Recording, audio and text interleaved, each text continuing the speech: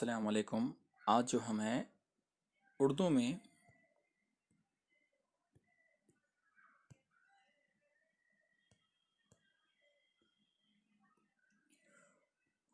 में जो है बाल भर्ती में एक कहानी पढ़ने वाले बहुत बड़ी मज़ेदार कहानी है। कहानी का नाम है, क्या नाम हो सकता है, नन्ही चींटी। किस सफ़े पर है ये?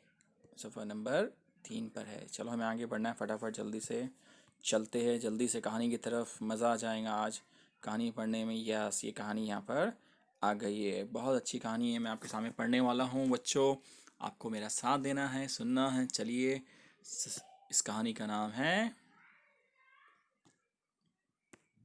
नन्ही चींटी। चलिए, अब मैं कहानी पढ़ने जा रहा हूँ।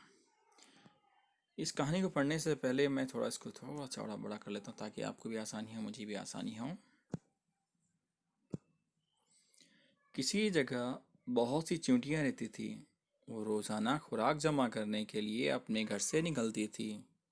एक इनमें एक नन्ही चींटी भी थी, जो हर रोज अपनी बूढ़ी माँ के साथ खुराक जमा करने जाती थी। एक दिन उसने अपनी माँ से कहा, अम्मी, आप बूढ़ी हो गई हैं, बीमार भी रहती हैं, अब आप आराम कीजिए। कल से खुराक जमा करने के लिए मैं अकेली जाऊंगी। माँ ने कहा, बेटी, तुमने ठीक कहा, लेकिन ख्याल रखना, बरसात के दिन करीब है। बारिश शुरू होने से पहले हमें ज़्यादा से ज़्यादा खुराक जमा कर लेनी चाहिए। बारिश में बाहर निकलना बहुत मुश्किल होता है।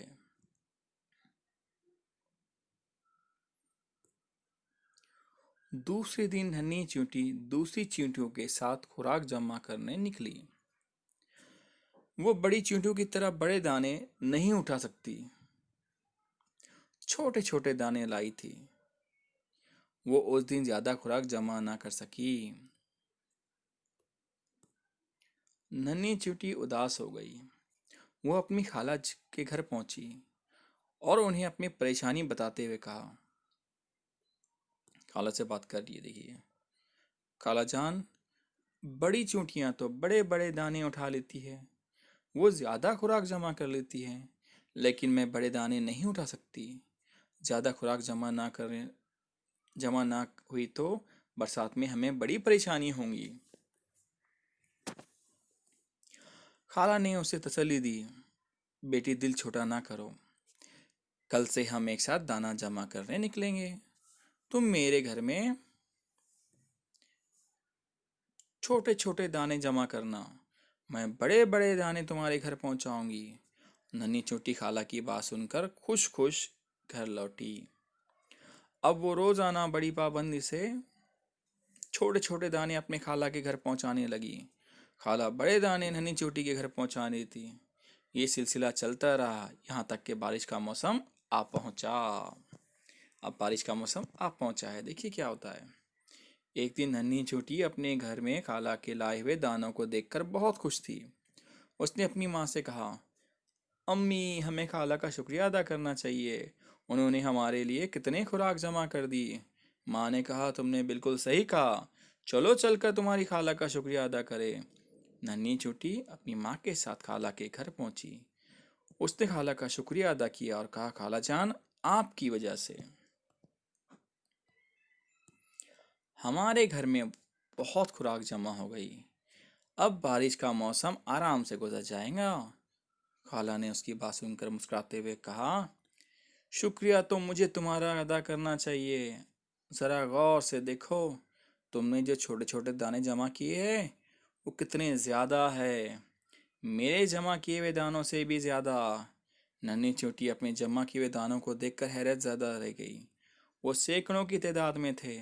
खाला ने उसे समझाते हुए कहा, हैरान होने की क्या बात है, दरअसल तुमने अपनी बड़ी चींटियों से कम मेहनत नहीं की, ये सब तुम्हारी मेहनत और बाकायदगी से काम करने का नतीजा है। तो बच्चों, हमें इस कहानी से ये समझ में आता है कि काम हमें मुस्तकिल करना चाहिए, पूरी मेहनत से करना चाहिए। फिर ये नहीं देखना चाहिए कि कौन ज़्यादा कर रहा है कौन कम कर रहा है। हमें थोड़ा भी करे या कोई काम हम शुरू कर रहे हैं तो हमें उसको पूरी पाबंदी से करना चाहिए। शायद वो थोड़ा ही हो दूसरों की नज़रों में या हमारे लिए, लेकिन वो अगर मुस्तकिल हो जाए तो काम हमारे लिए आगे कामयाबी का एक बहुत बड़ी कामयाबी का ज़रिया बनता है। ये कहानी हमने पढ़ी है, शुक्रिया। ओके, इसके ऊपर मैं सवाल जब आपको बाद में पूछूंगा। अल्लाह हाफिज़।